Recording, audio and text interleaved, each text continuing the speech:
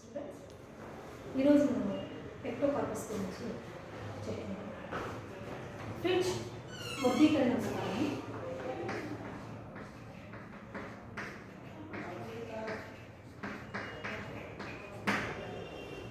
తరగతి ఫియోఫైసి, క్రమము ఎక్టోకార్పేలిస్, కుటుంబము ఎక్టోకార్పస్కి చెందినది. మరి ఎక్టోకార్పస్ యొక్క ఉనికిని పరిశీలిస్తే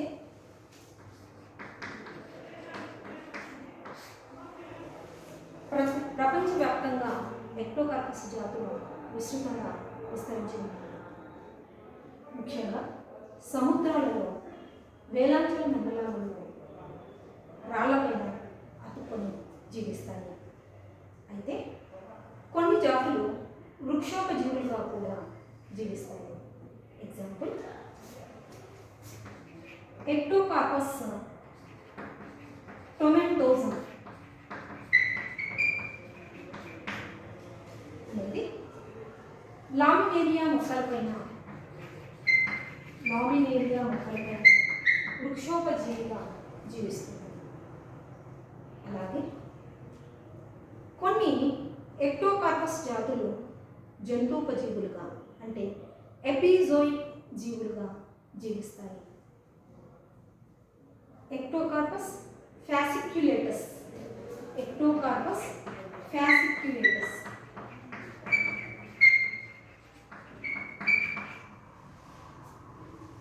చేపల పైన జీవిస్తుంది. అలాగే ఎక్టోకార్పస్ పారాసిటికస్ అనేది పరాన్నజీవిగా జీవిస్తుంది. ఎక్టోకార్పస్ పారాసిటికస్ పరాన్నజీవిగా జీవిస్తుంది. మరి వీటి యొక్క థాలస్ నిర్మాణాన్ని పరిశీలిస్తే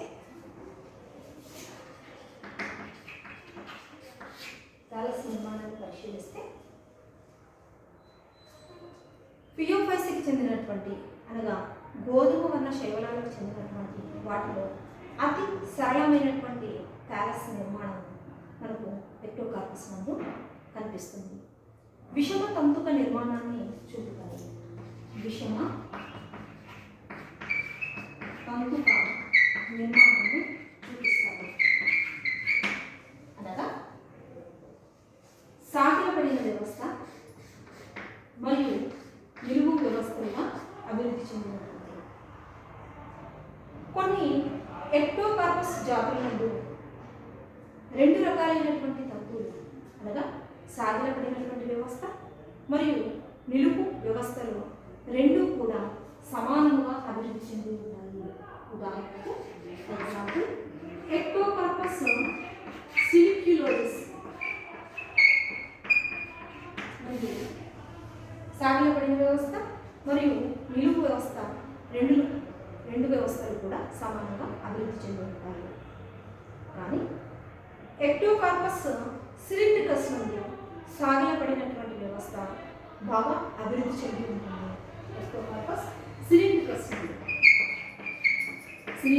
నుండి సాగిలపడినటువంటి వ్యవస్థ బాగా అభివృద్ధి చెంది ఉంటుంది. అనగా ఎక్టోకార్పస్ నందు శాఖయుతమైనటువంటి తంతువులు నిలువుగా పెరిగి ఉంటాయి. వీటి నందు ద్వైస్థితిక సిద్ధ బీజ దశ, ఏకస్థితిక సంయోగ బీజ దశలను మనము గమనిస్తాము. మరి పెరుగుదల అనేది ఏ విధంగా జరుగుతుంది? పెరుగుదలను గమనించాలంటే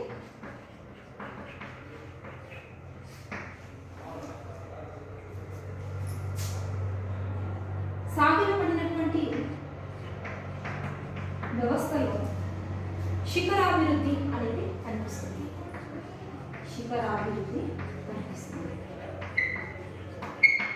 నిలువు వ్యవస్థ నందు మధ్యస్థ వృద్ధి లేదా ప్రసరిత వృద్ధి అనేది కనిపిస్తుంది. నిలువు వ్యవస్థ నందు మధ్యస్థ వృద్ధి లేదా ప్రసరిత వృద్ధి అనేది కనిపిస్తుంది. మరి ఎక్టోకార్పస్ యొక్క కణ నిర్మాణం గమనిస్తే మనము కణ నిర్మాణాన్ని గమనిస్తే శాఖయుత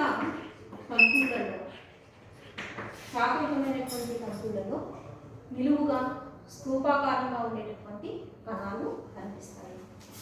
నిలువుగా స్తూపాకారంగా ఉన్నటువంటి కణాలు కనిపిస్తాయి.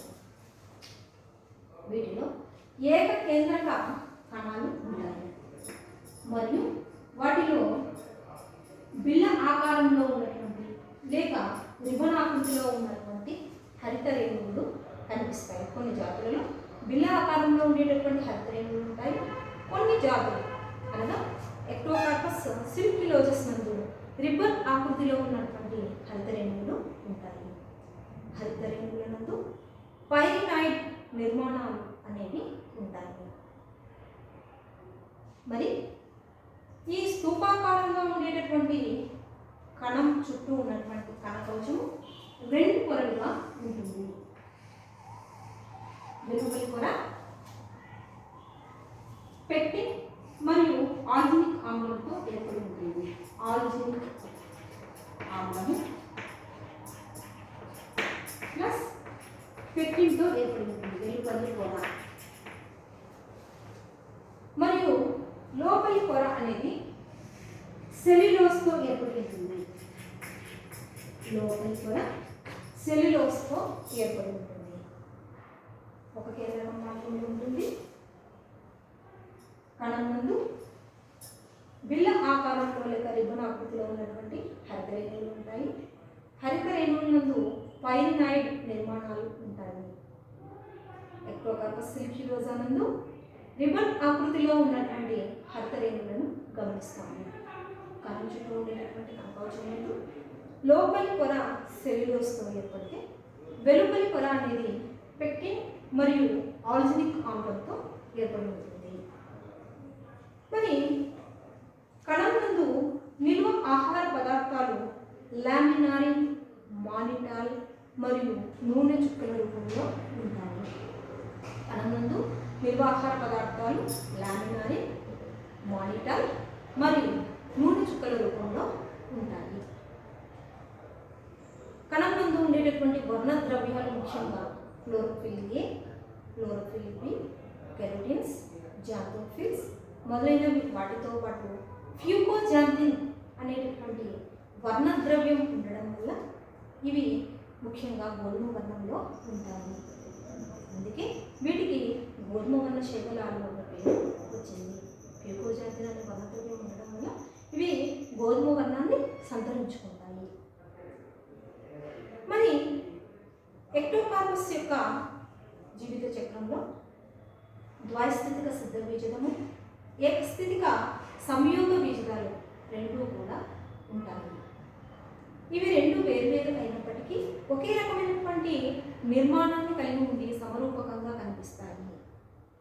మరి దీని యొక్క ప్రత్యుత్పత్తిని జీవిత చక్రంలో ప్రత్యుత్పత్తిని గమనిస్తే రెండు రకాలైనటువంటి ప్రత్యుత్పత్తి విధానాలు కనిపిస్తాయి. అలైంగిక ప్రత్యుత్పత్తి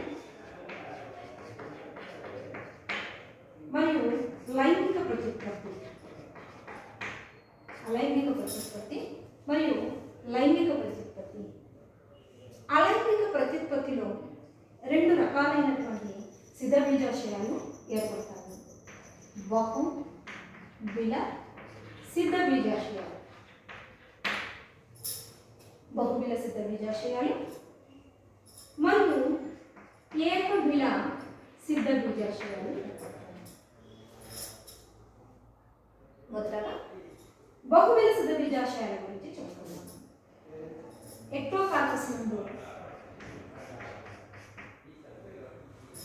తంతువుల యందు పార్శ్వ తంతువు యొక్క చివరి కణము, పార్శ్వతంతువు యొక్క చివరి కణము బహుబిల సిద్ధబీజాశయంగా రూపొందుతుంది. బహుబిల సిద్ధబీజాశయంగా రూపొందుతుంది. ఇది వృంత సహితంగా కానీ వృంతరహితంగా కానీ దీర్ఘ వృత్తాకారంలో ఉంటాయి. ఈ బహుబిల సిద్ధబీజాశయాలు పార్శ్వశాఖ యొక్క చివరి కణము బహుబిల సిద్ధ బీజాశయంగా ఏర్పడుతుంది. ఈ బహుబిల సిద్ధ బీజాశయాలు అనేవి వృంత సహితంగా కానీ వృంత రహితంగా కానీ దీర్ఘవృత్తాకారంలో ఉంటాయి. ఈ పార్శ్వశాఖ యొక్క చివరి కణము అనేక అడ్డు విభజనలు మరియు నిలువు విభజనలు జరిగి 20 నుంచి 40 చతురస్రాకార కణాలు ఏర్పడతాయి. 20 నుంచి 40 చతురస్రాకార కణాలు ఏర్పడతాయి. చతురస్రాకార కణాలు ఏర్పడతాయి. ప్రతి కణము తర్వాత బేరిపండు ఆకృతిలో ఉండేటటువంటి గమన సిద్ధ బీజాశయాలుగా ఏర్పడతాయి. బేరిపండు ఆకృతిలో ఉన్నటువంటి గమన సిద్ధ బీజాశయాలుగా ఏర్పడతాయి. వీటిలో పార్శ్వభాగాన రెండు అసమానంగా ఉన్నటువంటి కషాయాలు ఉంటాయి. పూర్వం ఉన్నటువంటి కషాయం పెద్దదిగా ఉండి యాక్రోనిమాటిక్ రకానికి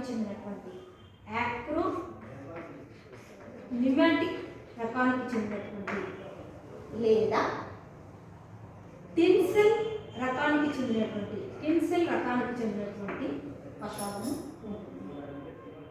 పరాంతం సైడ్ ఉన్నటువంటి కషాయము చిన్నదిగా ఉండి విప్లాష్ రకానికి చెందినటువంటి కషాయము ఉంటుంది. ఒకసారి చెప్తాను. పార్శ్వశాఖ యొక్క చివరి కణము అనేది బహుబిల సిద్ధ బీజాశయంగా ఏర్పడుతుంది. కణము అడ్డు విభజనలు అనేక నిలువు విభజనలు జరిగి 20 నుంచి 40 చతురస్రాకార కణాలు ఏర్పడతాయి. ప్రతి కణము అనేది బేరిపండు ఆకృతిలో ఉన్నటువంటి అసమానమైనటువంటి కషాయాలు ఉన్నటువంటి గమన సిద్ధ బీజంగా ఏర్పడుతుంది. ఈ గమన సిద్ధ బీజంలో పూర్వము ఇక్కడ ప్యాంటోనిమాటిక్ రకానికి చెందినటువంటి లేక టిన్సెల్ రకానికి చెందినటువంటి కషాయం ఉండగా పరాంతం సైడు విప్లాష్ రకానికి చెందినటువంటి లేక యాక్రోనిమాటిక్ రకానికి చెందినటువంటి కషాయం అనేది ఉంటుంది. మరి ఈ గమన సిద్ధ బీజాలు పక్వ స్థితికి వచ్చిన తర్వాత బహుబిల సిద్ధ బీజాశయం యొక్క పూర్వ భాగము వచ్చింది. దాని నుంచి ఈ కషాయయుతమైనటువంటి బేరిపండు ఆకృతిలో ఉన్నటువంటి గమన సిద్ధ బీజాలు విడుదల అయ్యి అనుకూలమైనటువంటి ప్రదేశంలో పడినప్పుడు అవి మొలకెత్తి ద్వయస్థితిక సిద్ధ బీజ మొక్కను ఏర్పరుస్తాయి. నెక్స్ట్ ఏకవిల సిద్ధ బీజాశయాలు. ఇవి కూడా పార్శ్వశాఖ యొక్క చివరి కణం అంటే పార్శ్వతంతు యొక్క చివరి కణము ఏకవిల సిద్ధ బీజాశయంగా ఏర్పడుతుంది. దీనిలోని చివరి కణంలోని కేంద్రకం అనేది మొదటగా క్షయకరణ విభజన చెంది ఆ తర్వాత సమవిభజనలు చెంది 32 నుంచి 64 కేంద్రకాలు ఏర్పడతాయి. ఆ తర్వాత జీవ పదార్థం కూడా విభజన చెంది 32 నుంచి 64 బేరిపండు ఆకృతిలో ఉన్నటువంటి అసమాన కషాయాలు కలిగినటువంటి గమన సిద్ధ బీజాలు ఏర్పడతాయి. ఇక్కడ ఏర్పడేటటువంటి గమన సిద్ధ బీజాలు ఏకస్థితికంగా ఉంటాయి. ఈ సిద్ధ బీజాలు పక్వ స్థితికి వచ్చిన తరువాత ఏకబిల సిద్ధ బీజాశయం నుంచి విడుదలై అనుకూలమైనటువంటి ప్రదేశంలో పడినప్పుడు మొలకెత్తి ఏకస్థితిక సంయోగ బీజదాలను ఏర్పరుస్తాయి. ఇది అలైంగిక ఉత్పత్తి. అలైంగిక ఉత్పత్తిలో 2 రకాలైనటువంటి సిద్ధ బీజాశయాలు ఏర్పడతాయి. ఒకటి బహుబిల సిద్ధ బీజాశయాలు, ఇంకొకటి ఏకబిల సిద్ధ బీజాశయాలు. బహుబిల సిద్ధ బీజాశయాలు అనేవి పార్శ్వశాఖ యొక్క చివరి కణము బహుబిల సిద్ధ బీజాశయంగా రూపాంతరం చెందుతుంది.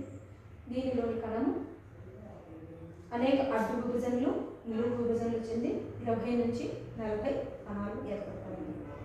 వీటిలోని చతురస్రాకార కణాలు ప్రతి ఒక్క కణము ద్వికషాభయుత బేరిపండు ఆకృతిలో ఉన్నటువంటి అసమానమైనటువంటి కషాభాలతో కలిగినటువంటి గమనసిద్ధ బీజాలు ఏర్పడతాయి. పూర్వాంతంలో ఉన్నటువంటి కషాభం కొద్దిగా పొడుగుగా ఉండి ప్యాంటోనిమాటిక్ రకానికి లేక నిన్సెల్ రకానికి చెందినటువంటి కషాభం ఉంటుంది. పరాంతం వైపు ఉన్నటువంటి కషాభం అనేది పొట్టిగా ఉండి అక్రోనిమాటిక్ లేక విప్లాష్ రకానికి చెందినటువంటి కషాభం అనేది ఉంటుంది. ఇవి పక్వస్థితికి వచ్చినప్పుడు బహువిల సిద్ధ బీజాశయం నుంచి విడుదలయ్యి అనుకూలమైనటువంటి ప్రదేశంలో పడినప్పుడు మొలకెత్తి ద్వయస్థితిక సిద్ధబీజ మొక్కను ఏర్పరుస్తాయి. అలాగే ఏకబిల సిద్ధబీజాశయాలు కూడా దీర్ఘ వృత్తాకారంలో ఉండి వృత్త సహిత భాగాలు వృత్తరహిత భాగాలు ఉంటాయి. ఇవి కూడా పార్శ్వతంతు యొక్క చివరి కణములందు ఏర్పడతాయి. కేంద్రకం మొదట క్షేత్రణ విభజన చెంది తర్వాత సమ విభజనలు చెంది 32 నుంచి 64 కేంద్రకాలు ఏర్పడతాయి. వాటి నందు జీవ పదార్థం కూడా విభజన చెంది 32 నుంచి 64 జీవ పదార్థం విభజన చెంది భాగాలుగా ఏర్పడి ఆ తర్వాత 32 నుంచి 64 ద్వికషాభయుత బేరిపండు ఆకృతిలో ఉన్నటువంటి గమనసిద్ధ బీజాలు ఏర్పడతాయి. ఇవి ఏకస్థితికంగా ఉంటాయి. పక్వస్థితికి వచ్చినప్పుడు ఇవి కూడా ఏకబిల సిద్ధ బీజాశయం నుంచి విడుదలయ్యి అనుకూలమైనటువంటి పరిస్థితుల్లో మొదలెత్తి ఏకస్థిత సంయుగ విజతాన్ని ఏర్పరుస్తాయి. అలాగే లైంగిక ప్రత్యుత్పత్తిని కూడా గమనిస్తాము. ప్రత్యుత్పత్తిలో అలైంగిక లైంగిక ప్రత్యుత్పత్తిని 2 రకాలుగా ఉంటుంది. లైంగిక ప్రత్యుత్పత్తి నందు